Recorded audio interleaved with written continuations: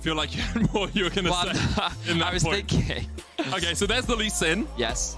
And the Shaco and the Jin Hovers we're not going to talk about. Yes. But you say that the Misfortune Lee Sin could be good. How does LeBlanc Lee Sin feel to you? That's fine. The problem with locking LeBlanc here is it gives a lot of room for counterpick. The argument that Vitality is making is that with Syndra banned, there is no counterpick left. Akali's gone, Pantheon's gone. You know that there's a classic LeBlanc counterpick called Morgana. Didn't work too well for Mickey last time he played it. Let's... I mean, it can work. I'm not saying that the Morgana pick is bad. It neutralizes, but Lissandra is another one. Like Ryze is another one as well that we often see banned against LeBlanc, and I think that it's very effective. Early laning phase, we can actually talk a lot about it. I'm a bit... I enjoyed this matchup from the Lissandra's perspective up until, well, not for the first 6 levels because it's really, really horrible then. But the point is that by locking in the LeBlanc so early, you give this counter pick to XL, which is part of the problem that they're going to deal with. Of course, they pivot away from the Java and instead prioritize the Rek'Sai because it's a better matchup into the Lee Sin. And Lissandra and Rek'Sai is actually a pretty strong 2v2, especially once the Lissandra hits level 6.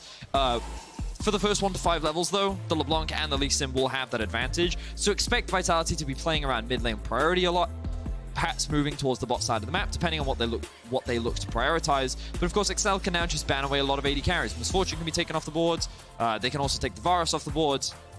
Comp has played 5 different AD carries so far. For sure. The Ascendo Aphelios already off, the MF off as well, but he's still got the Varus, he's still got the Ezreal. Has a few different options left in his pool. With the Rumble banned away by Vitality, something that works well into the Gangplank up towards that top side. Aatrox is probably the other ban Vitality he's looking at right now.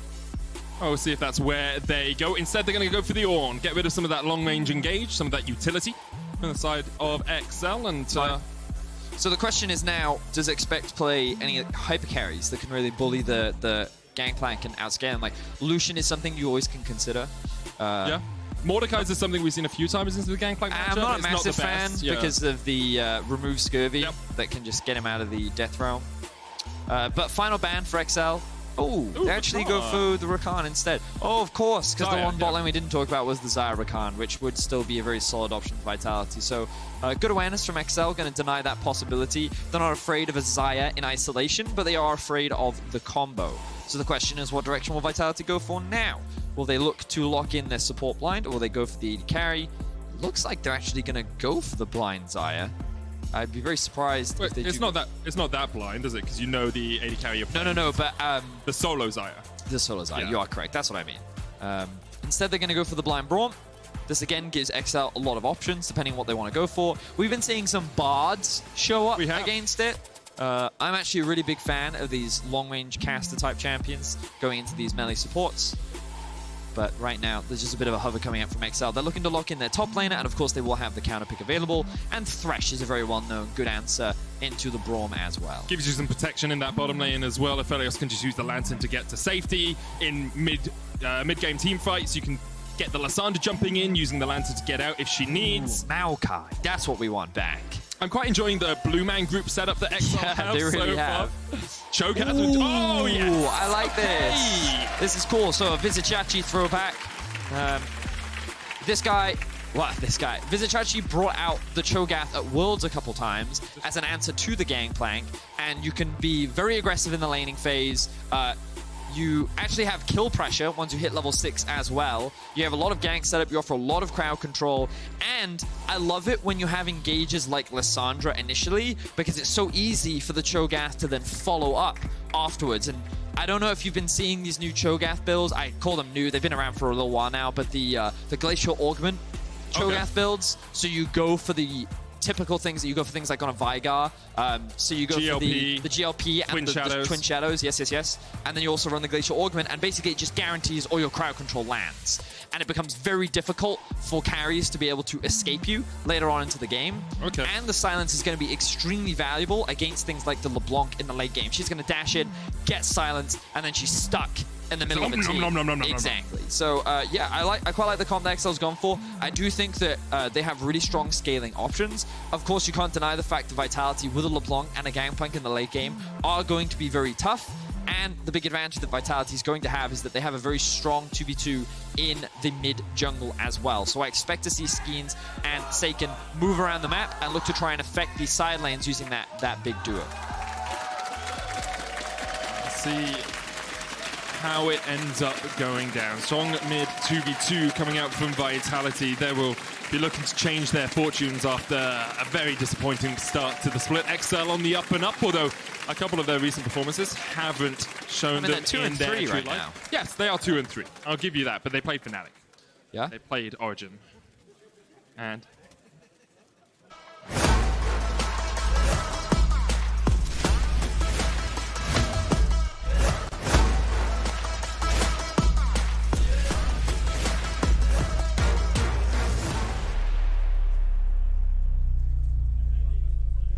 here we go.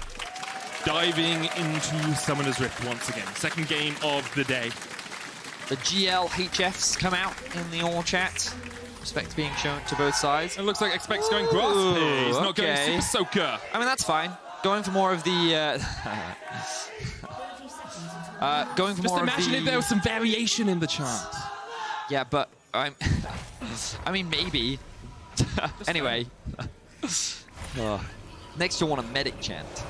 Hey. Medi-Vedi chant, Vedius. I'm not going to leave you behind in the chanting. All right. Double ward placed by Vitality at the red buff of XL. Cho'Gath, though. Oh, Cho'Gath. You want to talk about Cho'Gath? We got to talk about all the runes, because there's okay, let's talk about all of the stuff. runes. Where do you want to go? So Grasp of the Undying for the Cho'Gath really stacks up nicely with the passive, where you already gets a lot of sustain. Sure. It just makes you a lot beefier, so it's harder for champions like Gangplank to be able to bully you during the laning phase, especially early. But he's not going to have that Glacial Augment, the perma-slow thing. He's pretty much just going to be building tankier, you know? Be looking to be that durable front line and follow-up engages that things like the Lissandra and the Thresh can look to set up. You've also got Hail of Blades on the Rek'Sai. I can hear Ender screaming with excitement from here. This is the preferred rune of choice when going up against a lot of squishy opponents because of how quickly you can proc the Q and then build up that Fury and then bite into your opponent.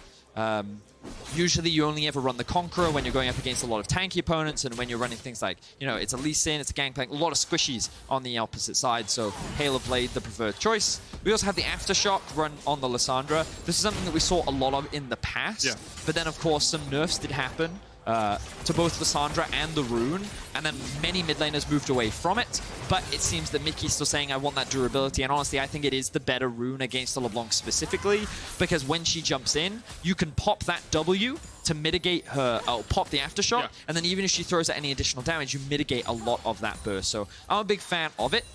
And as we're already talking about the mid lane, you can see that Mickey's already gotten this early push. This actually isn't super common compared to what it used to be, largely because the Q cooldown at early levels is significantly longer now. It's around like 9 or 10 seconds at level 1, which means it can be quite challenging to actually get priority in the lane, depending on how aggressively the LeBlanc wants to play. But it looks like Seiken has just allowed the wave to be pushed in. And he's then going to utilize the bounce back a little bit later on, as we see Kadril now heading level 3. Vitality is aware of what he's up to. They did ping him out. Cabochard does know, and you can see him hovering around the top side of the lane, but Skeens is also on his way. The problem with Kadril is this is a massive wave, so it's really dangerous to try and force this play. Kadril is going to spot out Skeens as well due to the Tremor Sense. Looking for the knock-up onto Cabochard, but the barrel will stop him in his tracks. Expect low. Kadril low. Sonic Wave's going to connect. Kadril flashes away. Here's the teleport in as well. Going to get stopped by those chains in the mid lane. Caboch flashes forward. Okay. Some shenanigans happening, Medic. You could call them that. Seiken trading onto Mickey in the mid lane. I like this from Seiken. He can kill him. Looking for the kill. Can't quite get it. Of course, not running Ignite, running Cleanse in that mid lane. Yeah. But still, he was in a position where he really threatened Mickey, and it was good for Mickey to hold on to that E until the last possible moment. Because if Seiken could have found that chain, could have been very dangerous for Mickey. And you know as well, he's just burnt his teleport. So if you can force him out of the lane, he's gone through all of his corrupting potion stacks already. Yes. And this is, we see this all the time. Thank you, observers, for highlighting this. Mickey tried to get into a defensive spot where he could TP up and then look for this collapse, but he wasn't safe enough. Seiken was able to interrupt with the chains. And this will put Mickey behind a little bit, because what you do like to do on Lissandra is utilize the fact that LeBlanc is often forced to run the cleanse, and so you have a TP advantage, so you can get a good base off, come back with an item advantage, and then you're in a much healthier position when trying to fight up against a very aggressive matchup. But because he won't have that, he's not going to get the ideal base. Seiken's going to get a good reset, and you can actually see that Seiken sitting on a CS advantage for the time being. So has a slight lead in that middle lane. Amplifying Tome, well, 2 of them picked up by Mickey. It's Dark Seal and Amp Tome for Seiken, who just pinged over towards level 5. Caedrel's been trying to track Skeens or trying to just make some plays around the map, and Skeens has been in the same sort of area generally. I do worry a little bit for Cabochard on the top side. Had to burn his teleport to get back into the lane and doesn't have the flash, so now we'll have to be just that little bit more defensive on the gangplank. yeah, but that's fine. He's going to be looking to complete that training force where he kind of gets a little bit stronger. He just has to be careful of the potential gank setup that a Cho'Gath does offer. Yeah. And as you rightly said, no flash means that it's a lot easier for Expect. Flash in, W, which will apply the silence, and then follow up with the E that Expect is in fact maxing. Gives you a lot of additional trading power in the early laning phase, which is going to complement his grasp quite nicely. Mickey looking for the root there. Does land it onto Seiken, who still manages to get the distortion away. And you said early on it was a difficult matchup for the Lissandra in mid. At very early levels, it can before be. level 6, really. Yeah. Was what largely because the Lissandra is quite squishy. She doesn't have a huge amount of health early on, and you don't just auto-push the wave, again, because of the cooldown on her Q. But now she's got 6, she can actually look for something. So I would have considered just using the ultimate there to force the cleanse out from Seiken, and you would have gotten a good chunk of damage off regardless. But Mickey decides not to do it for now. And you can see that as he's leveling up, he's going to be putting more points into his Q. And what you'll notice he'll try to do with his Q is he'll angle in a way where he'll try and hit the minions and the LeBlanc as well. Because LeBlanc has quite a long auto-attack animation, and in that duration, you can actually use your Q, which is quite fast, to hit her and harass her. Makes sense. And it's those small windows where you want to keep trying to poke the LeBlanc down to try and help alleviate some of the pressure that she likes to expend during the early levels. But now that he's 6, pretty much impossible to kill the Lissandra, so LeBlanc now has to look to roam around the map. But again, she uses her wave clear, the W and the R to try and push, which is again dangerous because those are often your escape tools. Yep. So this is why the matchup can be quite challenging for the LeBlanc, because there are very small windows where she can actually look to roam. Skeens has snuck into the top lane here. We wondered if it would be the mid-jungle 2v2 that really took the forefront in this game. So far, it's been mostly focused up towards the top side. Just want to bring attention to the fact that because Expect is 6 and the amount of health that he has, he could actually kill Skeens here. Skeens lands the Sonic Wave. The chase is on. Expect doesn't land the knock-up. Skeens able to flash away, and First Blood goes to Vitality. Yeah, that was really well played from Vitality, but Expect, he overcommitted there to a small trade with Cabo. He was not expecting Skeens to come out from the brush. But you could see how much damage Expect actually did to Skeens and how close he was to actually finding that kill. If he hadn't gone for that initial trade onto Cabo, then he probably would have walked away fine. And when we have a look back at the replay, we'll be able to pinpoint it a little bit closer.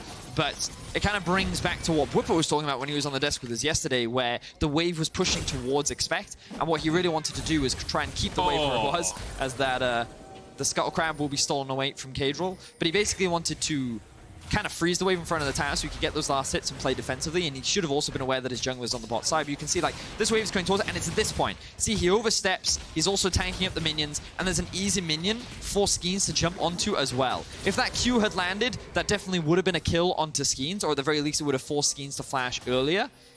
Regardless though, Vitality do walk away with First Blood, and they find it onto Expect. Smart of Skeens to step down towards the turret as well, instead of when he was under turret aggro going up. Would have been caught out by that Q, as you say. And the bot lane, there hasn't been too much going on. Comp's gone for early Zerka Greaves on the Varus, as we tend to see, build up those Blight stacks as quickly as possible and get the extra damage down. XL were able to secure themselves the Cloud Drake as the gank went off top, and now Expect's coming down. A hungry, hungry Cho'Gath ready to consume this, you have to feel. Build up those stacks as quickly as possible. And we have seen some Cho'Gaths go towards Gargoyle Stoneplate as well for the extra tankiness in fights. As Seiken trades onto Mickey. It's a good trade from Seiken overall. Got him just before Mickey hit level 8. We'll use the dematerializer there. But everything returns to normality. Cabochard's flash is back up. They got a good slow onto Cabo. Not going to overcommit though. Not going to go for it.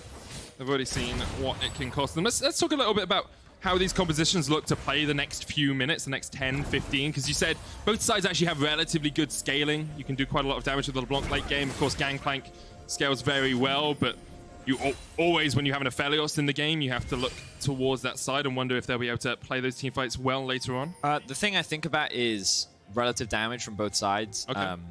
When you look at LeBlanc, Varus, and a Gangplank, their DPS in a fight is actually pretty consistent. Lissandra is pretty reliant on completing things like the Ludens. She ideally wants a little bit of cooldown reduction as well somewhere. But her damage actually isn't the strongest early. Actually, as we see a bit of a sneaky gank being set up by Kendra's move into the wave. You can also see the Braum hanging around the mid lane as well. And what I wanted to see from Vitality was them open up the mid lane a little bit more. If they can force a flash out from Mickey, that's great. But basically, they want to try and get the LeBlanc moving around the map. See if they can move her to a side lane, maybe set up a dive. You can see a wave stacking up in the top lane for Cabochard. Maybe they would use this as an opportunity to then like threaten the Cho'Gath and just try and get some kills and gold onto the big carry. Some good trade happens here. Oh, Jackdaw has the Fisher. Toy still on level 5. Has to flash away, looking for the concussive blows on Patrick, but can't get it. Skeen's coming into a pink ward. The Lantern is there, but he just can't get to it. Patrick flashes, gets to the Lantern, but the final order will follow him down. Meanwhile, in the top lane, Cabochard didn't even need to flash to escape the gank. Yeah, and I think Patrick's ultimate just went completely wide there. Not even in the general direction of Vitality's bot lane. But this is going extremely well for Vitality. They're able to find some of these picks. They don't need the LeBlanc to roam down because just a bit of an overextension from XL, and Comp and Jackdaw recognizing the item level advantage rather that they had over Tori and Patrick, and fast to punish them. That's a big change from the Vitality we saw yesterday, really struggling in their game. Remember, coming into the day, a lot of people discussed our Vitality and Schalke on the same level. Well, this early game has been a lot stronger than Schalke's early game was in game 1 of the day. For sure. And Comp's going to go back with a lot of gold. So let's have a look here. You can see that Tori still on level 5. His positioning is actually pretty safe. They think they're okay here. But I like the decision-making from Jackdaw. Ultimate comes out from Comp. He jumps then onto the ward to land the ultimate. They think they can go for this trade. And then interesting decision-making here from Patrick. He should see the Lee Sin at this point. But then look, his ultimate actually goes down south. Nowhere near the enemy. And then he just gets kicked back. He tries to flash towards the Lantern, but the Varus auto attack is already in the air, and there's little you can do to get away from that one. So yeah, uncharacteristic play from Patrick. That's an odd one. Vitality take advantage. And Vitality about 2,000, 1,500 gold ahead right now, in a very strong position early on in this game. Saken jumping in, just stealing away. This LeBlanc, he's been absolutely exceptional on it so far. Cadril able to get away, but Saken, he said he wouldn't be able to win that mid 1v1 matchup anymore because the Lissandra is just going to have too much. Well, it gets harder. It gets harder. It's not impossible, but right? Like Saken is using pressure in the mid lane and then stealing away Cadril's jungle, pressuring him. Hook does land here in the bottom lane as Comp goes golden for the second. Flashes away from the box. The chain of corruption coming out, and here comes Skeens as well. Cadril uses the Void Rush, but he's going to fall first. Expect and Mickey teleporting in, though, as XL, they want the fight in the bottom lane. 2 for 2 so far. Now, Comp, can you get away? Lissandra has her ult. You don't have anywhere to go, my friend. Comp will be caught out. They're going to try and give it across towards Expect, who gobbles up his first kill of the game. So XL utilized the double teleports to quickly turn that fight in their favor. Without their jungler, they can't commit towards the Drake, but they can get themselves a couple of plates in the bot lane. Vitality going to try and trade in both the mid and top as well. I liked XL's decisiveness to force onto Comp. They knew at the very least they could get the flash out from him. But I was not expecting the double TP to come through from XL. That's probably why they tried to force the play in the first place. We can see the gold actually very even across the board. Let's have a look back at this play. 3 members of Vitality on your minimap are actually making the rotation down. Tora uses a minion to close the gap and then Flame mid-travel distance. And at this point you're thinking, oh no, it's going to be disaster for XL, but the double TPs are already coming through for XL. There's the double knockup, the silence. Comp does secure the kill onto Torre, but his teammates fall behind, and it's Patrick that actually secures that initial double kill as Expect rather cleans up the fight with his ultimate. Of course, you do invest the double TP, and you give a bit of time for Cabochard and Saken to pick up that solo gold. But Mickey now level 11. He's completed the Luden's Echo. Going to have a lot more wave clear. The Q is fully maxed, so that cooldown is going to be much shorter. And this is really where the Lissandra starts to come online. Her damage really starts to be felt. I did just have a quick look back at that replay. Cadril dying there cost XL more than they know because the Rift Herald expired as he was dead, so they weren't even able to use that. Of course, would have wanted to break that first turret in the bottom lane. They did get 4 of the plates out of it, but still, not utilizing every advantage in your favor can cost you when it comes to the LEC stage. Saken trading with Mickey. in the mid lane as the Mountain Dragon has spawned. And Vitality have the priority highway towards it. Now, Kadril is level 8, same level as Skeens. Cabochard, ooh, that was close. Here comes Torre. Skeens is on his way down. The hooks lands, but it's on the Braum. Not really the target he wants. Sentry put down. Kadril kickback. Skeens trying to land it, but Torre stands in front of the resonating strike. Jackdaw flashes away just in time with the Moonlight Bit shot. Oh, that's a golden gift for Jack Troll as he just about survives in the bottom lane. Very close there for Jack Troll. Will be forced back. A number of summoners were burnt. Both the heal and flash now gone for Jack Troll, but the flash gone for Mickey. So that dive threat is heavily mitigated on the sides of XL. And a lot of health bars are very low, so they're not feeling super confident about committing to this. And Saken's going to use this opportunity to push in mid as Cabochard continues to push in the top lane, completing the Trinity Force now, giving him a little bit more power in that top lane 1v1. Yeah, expect going for a bunch of armor to start us off. Could be building up towards a Righteous Glory first item if he wanted. Looking to go fast and run at Vitality at every given opportunity. And now that Vitality know XL have disengaged and reset, they're going to push for this Mountain Drake. Feels like XL didn't really prioritize that themselves, didn't really want to go for it. Would have been pretty beneficial to have that extra armor and magic resist, but instead Kadril says, well, we tried it once, we got it. Weren't able to use it, but maybe they can use the second Rift Herald a little bit more advantageously. Skeet's going to prioritize the bottom Mountain Drake. Frost talked about this earlier in the day, the early Rift Herald. Usually you trade it for a Drake, but to be fair to XL, they're able to get the first Cloud. Of course, this will cost XL the first tower of the game, but XL should be able to trade this one back once they secure this objective. The question is, will they look to use it mid or top? I think that if they can break down the mid tower, it opens up the map a lot, allows you to take these side lane towers that much easier. We can actually see pings coming down on the bot side of the map. XL are expecting a swap to come through from Vitality. So XL want to try and rush this one. They want to try and get towards the tower as quickly as possible. The health is very low. You can see a lot of pings on the minimap right now towards the mid lane. Vitality have a clear goal in mind. Here the Vitality players rattling off commands with each other. You can see Comp actually coming down towards the bottom side of this mid, perhaps looking for a pincer on Mickey. Very hard to catch Alessandro out. Patrick will be able to break open this bot lane turret, get the first tower of the game for XL. Vitality still a sizable gold lead, about 1,500 is their advantage. Expect realizing he can't do too much of all of Vitality on this side of the map, so he backs away. And yeah, actually it looks like Patrick's just going to keep pushing in that bottom lane. Vitality. I think he's just going to push the wave into the tower so that it bounces back. That makes sense. Yeah, because we're now at a point where 2 cannon minion waves start us. I mean, oh, okay. Sorry, Vitality gave up all pressure mid to try and look for that top lane play, and the Rift Herald just comes in and charges the turret. So it was mid that they used it on, but it feels more of a misstep from Vitality than anything else. A bit, yeah.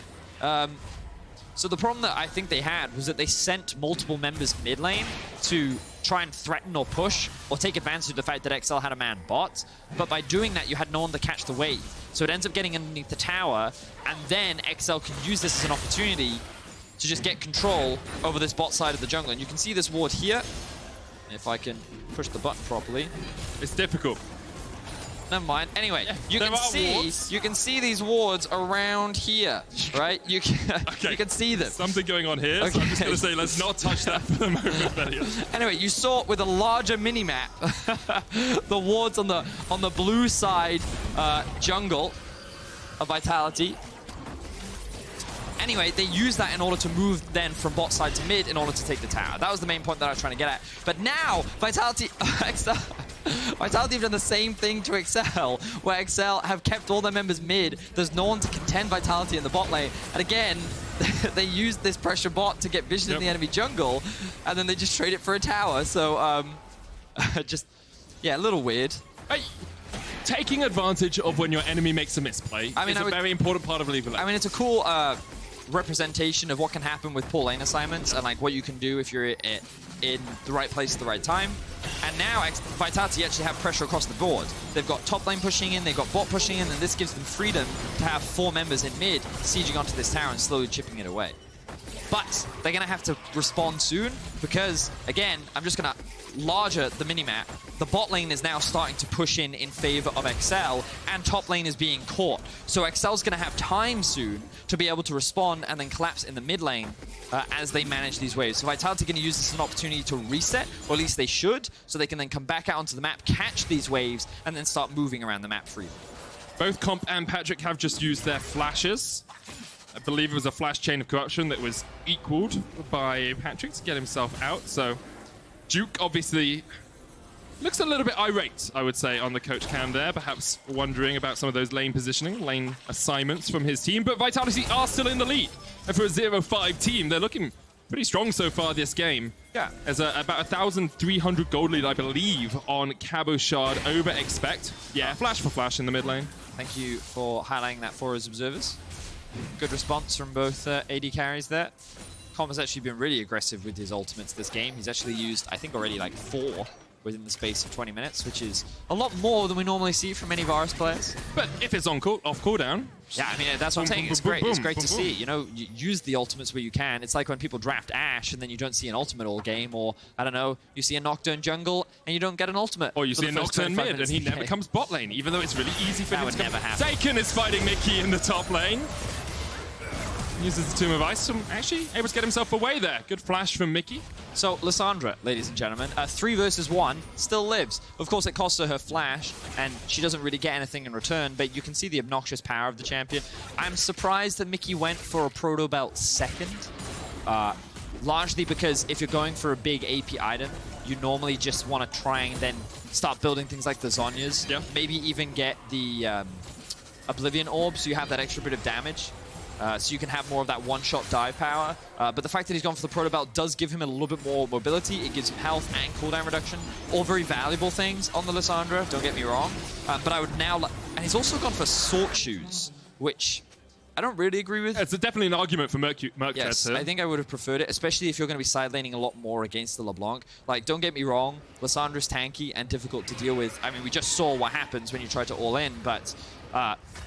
I don't know, maybe I'm overly cautious in this matchup, but we'll see how it pays off for him. Definitely has a lot of damage, so if Mickey does dive onto Comp, you can be sure that he has a lot of kill threat available in his kit. I was being able to survive the first 20 minutes of the game with the Sort Boots, so he is... I mean, you saw his highlight play against Fnatic yesterday. He likes to be in your face. He likes to try and make those outplays. He's mechanically a very sound player. Sometimes his macro decision-making, it feels, leaves something to be desired, his positioning, but so far this game, he's been in the right place at the right time for his team. No one checking the brush. Means that Vitality have good vision over the top side.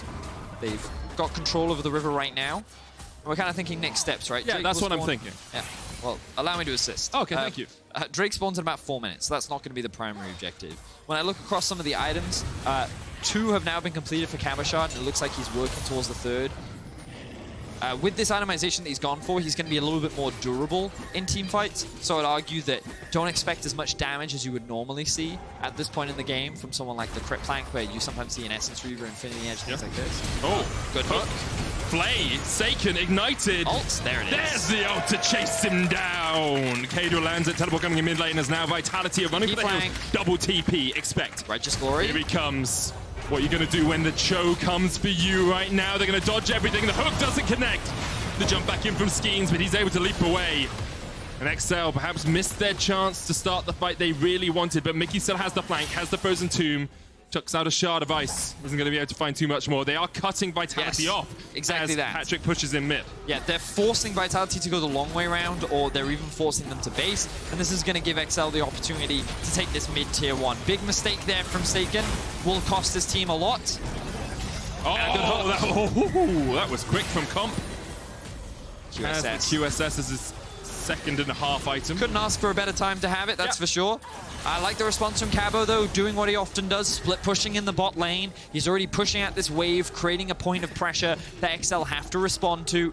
And this means that threatening the Baron is something that XL will not be able to do right now as they look to reset. And it also gives Vitality an opportunity to then rush into the river, clear out some of this vision, and get some control themselves. Comp actually bought the QSS completely between backing and then teleporting to the inhibitor tower. So it was the perfect time for him to have it.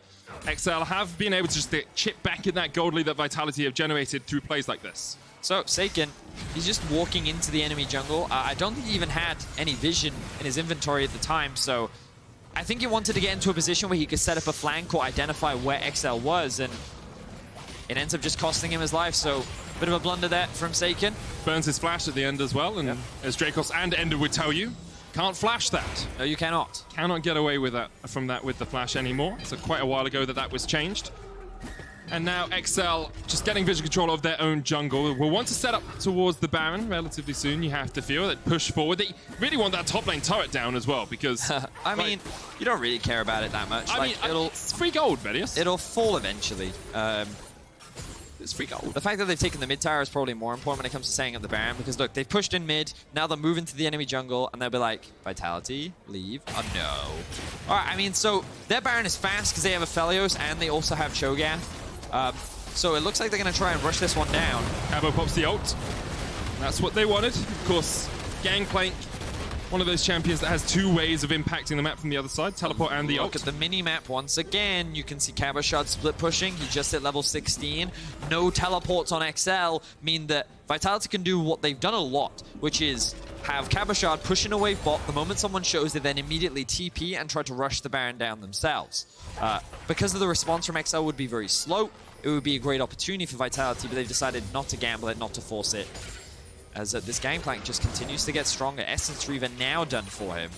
You say they've done it a lot, but they are 0-5, Vedius. So is it always the best play for them? I was thinking of old Vitality. This is something that Cabochard and Jizuke would actually do a lot.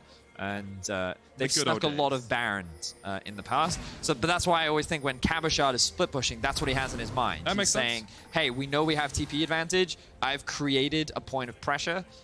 XL now have to answer that pressure, and the moment they do, we can do something. Yep. So that's how Cabochard usually likes to use the teleport. And right now he's just grouped up with his team as Vitality look to contest the Drake. There's an Ocean Dragon for them. XL, it seems like pinging up towards the top side of the map. They'll clear out all of this vision while Vitality take their time on the Ocean Dragon. Will be an Ocean apiece, a Cloud for XL, and a Mountain for Vitality to add to it. XL, you don't start this one up. You just get the vision control and you go for, you know what you go for, Vedi? Go for that top lane tower. That's where Mickey's making his way. Yeah, as we said, it was going to fall down eventually. Now that they've taken it, or look to take it, it means that you can push the wave much deeper, so getting that deep vision is a little bit easier. Or will they? Does it die to the cannon wave? I'm pretty sure it dies to the cannon wave. So we're at 26 minutes now, which means that every wave a cannon minion is there. And this can result in waves actually kind of getting stuck in awkward spots where they just kind of freeze. The tower will die. You are way too excited about that. Me and the 8 people in the crowd that joined in. Wow. You guys are way too invested in that tower. At least Baron started up once again. Cabochard has the ultimate once again, so expect to see him just throw this down as soon as Vitality realizes it's going on. Maybe just wait a little bit so that XL can take some damage, but of course expect very tanky. There's the cannon barrage. XL back away straight away. And the Baron resets. Same thing, exactly the same play, but look at where Cabochard is this time. He's very close to that tower. He's just going to take that one. Yeah, tower's gone. No ways for that one. Great split push. Vitality here. A very good position. Yeah, they're playing the side lanes extremely well. This is very old school Vitality. Normally you'd see a Rise split pushing right behind him. But Seiken can do a similar sort of play with the LeBlanc for now. He's not doing it. He's just acting as wave clear, sticking with his team, trying to disrupt any backs that XL have. But soon those TPs are going to be up. And when they are, that's when XL can really start to threaten the Baron a lot more. Yeah, it does feel like at the moment there's just that little bit of hesitancy from XL. Making the same play twice, just getting Cannon Barrage out really didn't get them too much. And Vitality still have that 3,000 gold lead. They're holding on too well. They're playing around the power of Gangplank in a side lane. 3 items on Cabochard, Essence Reaver, Sterak's, and the Trinity Force. Infinity Edge on its way, you have to feel. And I'll have a quick look at how much gold he is sitting on right now as I jump my computer to live. Oh, he's just spent a bunch, so that's why he's not sitting on too much. But he's about 3,000 gold ahead of Expect. Yep. That's what the gold difference is right now. Yeah. You know, mid laners are pretty even. Oh, wow, Death Cap next to Mickey. He's not holding back, is he? All right. I guess he really wants to kill Comp. See if he can do it. The best CC is Death and Seiken. Oh, the hook. Well, I guess that's what happens when you build full damage. Why hold back? Really well played from XL. It's Seiken who's caught again.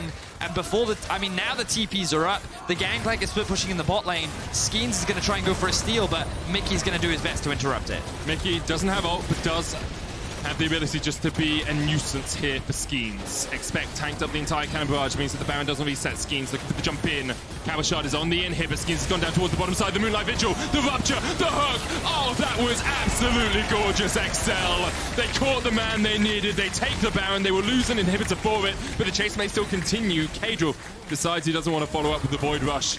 Mickey's actually gone off towards top here to try and get that wave pushing in. And it's Seiken who unfortunately gets picked off once again. He's going to be feeling the frustration from that one because that's 2 blunders now that have cost his team a lot, but this time it is so much worse. Baron, top tower going to go down, and XL going to use this as an opportunity to reset. Oh. I mean, the TPs are available on the Lissandra. He's looking to just immediately regroup. Yep. And I think they can just keep Expect bot lane for now. They don't need to bring him up yet. Skeens is still dead. They're just melting through this tower. Comp took a moonshot, followed up. There's the root. Seiken trying to jump in, but this inhibitor has to be the target. Winter's Bite lands from Jackdaw onto Mickey. The inhibitor. Oh, the Unbreakable will keep it alive. Seiken still has the flank. Expect can teleport in. The inhibitor falls. Unbreakable was broken in the end. So XL can now easily just play through 2 lanes. They can keep the Cho'Gath in the bot lane. The rest of them can group up mid. They can even look to take the next Ocean Drake if they want. And let's just have a look back. We talked a lot about the itemization from Lissandra. You know, I was debating whether it was worth it or not. Turns out it was worth it. Great hook from Tori. Probably wouldn't have resulted in a kill if that hook did not land. But honestly, really well done. The damage combo, and you just get to see how obnoxious Lissandra can be for LeBlanc. She tries to dash in, tries to find those picks, and she just can't do it. Then we get to see the ultimate come out from Aphelios, combined with the knockup, combined with the hook. Great chain CC coming out from XL, and you're also seeing the power of this Cho'Gath in this composition. You land 1 CC, every other piece falls into place. Great stuff from Torre, specifically on that Thresh. His hit hooks. Gold lead now for XL for the first time since about the 6-minute mark. Kadril trying to burrow his way away, but won't escape yet. Sonic Wave coming out. The chase is on as Patrick's here. There's a teleport. Expect trying to get in behind the Moonlight Vigil. Doesn't hit the mark, but Expect can still chase in. Slowed up for the moment with Mickey pushing in bot. XL don't want to force this too much more. The Gangplank is in the top lane trying to push that wave out, but honestly, XL are not that afraid of it. Yes, he has a wave, but XL have a Baron. Seiken's going to try and interrupt the wave. No one's actually Baroned it up, but they don't care. XL's eyes are set on the bot tower instead. The inhibitor tower has to be the target. It's actually a 5v3 right now because Seiken is in the mid lane, clearing out the minions. Cabashard on the inhibitor tower in that top lane. So the super minions are making it too difficult for Expect in the top lane, but XL, they still don't feel happy about this current situation. They're going to walk away with the inhibitor. They still have the Baron up for 15 more seconds. They're going to interrupt Cabashard split pushing, and now they can just set their eyes on the mid-tier. Ooh, Jack Troll. It's just been a few times from Vitality where they overstep or they miss position and someone gets caught out, and it's costing them so much. Cabashard actually had to flash away from Expect as he tried too hard to get that inhibitor tower. And now XL are in a great position to take their 3rd dragon of the game. Yeah. Well played overall. Been a pretty clean game. I think Vitality have done a good job of making things obnoxious for this XL squad. But it is still XL who's come out on top. They've been the more consistent. They haven't been caught out as regularly. We've seen a couple of questionable plays, but the moment they enter the mid game, it feels like Vitality still can't find that avenue to success. I want to come back to a question we asked in Pick and Ban at the start of the game, Vedius. We said if XL want to be seen as a challenger for the top 4, they really need to demolish Vitality. They need to sweep them away. Yeah. This hasn't felt like a demolition to me. No. But XL have still played well enough to win. Yeah. What do you think of XL after this game? Where would you rate them in your... I mean, I still need to do like a proper review. Oh, sure. Of course. I'm not asking you, I'm not saying this is where you rate XL forever. I mean, the internet will hold me accountable for literally ever. So will I, and I'll tweet at you saying you said XL was the second best team in the league. I would say that right now they're pretty comfortably 5th, 6th. Yeah. They still sit behind the top 4. I still think Rogue have showcased a little bit more than what we've seen from XL. Definitely still a lot of potential from XL. It's very much a matter of how much more growth can they show. Ultimate now comes out, Vitality, last-ditch attempt. Yeah, but Expect just gets the Lantern and gets to safety. Also, Expect's probably not the target you want to be hard engaging on. Varus can shred through a tank, but Expect is incredibly tanky right now. I think he's sitting at over 4,000 HP. Yep, almost 5,000, 4,914 health on that Cho'Gath. You know, if you watch more Dragon Ball, there could have been a great reference there. But You could have made it, Vedius, and I would have followed along. Expect Righteous Glory running in. The hook misses on Cobb. The Rupture's not going to connect either. Expect Etcher jumping into the middle, but here comes Mickey from the side. Cobb with the Clancy shut down. Jack Troll's going to fall as well. That's 3. Seiken tries to jump in, but he can only get 1 and 2 for Cabo. And now it's only Cabo Cabo Shard left alive. No Chef here. Cadel jumps forward. Cabo Shard doing what he can. The Void Rush comes in. Cabo gets another. But in the end, he'll fall. It was a valiant effort, Cabo Shard. Trying to carry Vitality, kicking and screaming to the end of the game. But this will be it. First Nexus Tower falls. Second shortly to follow, although it might take a little bit of time, because Cho'Gath and Lissandra aren't the quickest turret takers in the world. And in the end, XL will equal out their record. 3-3 in the LEC. solid game from XL. Nothing that stood out that was exceptional. It was largely just a couple of solid picks onto Seiken. Seiken's got to be feeling a lot of frustration after that game. 2 crucial picks which cost his team a lot of pressure. And you could see the Vitality's main win condition was trying to utilize this gangplank on the side lane, trying to stall out. Every time XL tried to start the Baron, they couldn't because of the gangplank alternate, the threat of a LeBlanc one-shot. There were so many things that made it actually hard for XL, especially when their teleports were down. And I think Vitality had a good idea. The problem is they couldn't quite break the base. They couldn't quite do anything before XL were in a position to then challenge. And the moment the teleports were up is the moment Seiken then lost his life. And this is when the game really started to get hard for Vitality. XL played to their win conditions, although Vitality did put up quite a strong fight. Your key player of the game vote is at LEC over on Twitter. Mickey, Patrick, and Torre are your options. I'm pretty sure I'd give it to Mickey if it was me. Probably. I think he had a really good performance. He mitigated any of the early pressure that could have come out. Yes. And then was just able to make a couple of good picks. This also then comes back to a bigger issue with Vitality, where we've been talking about their drafts for like a really long time now, and they early prioritized LeBlanc, and this is the risk that you have that counter picks can come out.